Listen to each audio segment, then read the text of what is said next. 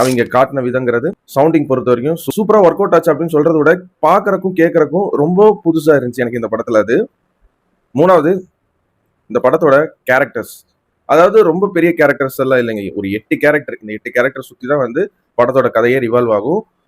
யோசிச்சு பார்த்தா இந்த மாதிரி படங்கள் ஏகப்பட்ட படங்கள் வந்து எல்லா லாங்குவேஜ் மூவிஸ், ஏன் தமிழ்லயே வந்து நிறைய படங்கள் வந்திருக்கு. பட் இதுல வந்து இந்த படம் எப்படி வந்து மற்ற படங்களை விட டிஃப்ரெண்டா தெரியுதுன்னா, எப்படி டைரக்டர் விக்னேஷ் ராஜா இதை ப்ரெசென்ட் பண்ணியிருக்காரு அண்ட் ஒவ்வொரு கேரக்டருக்கு பின்னாடி வச்சிருக்கிற அந்த ஒரு ரைட்டிங் அண்ட் ரிடம்ஷன் ஆர்க் அப்படிங்கிறது தான் இந்த படத்தை மற்ற படத்தை தாண்டி மேல நிறுத்துது.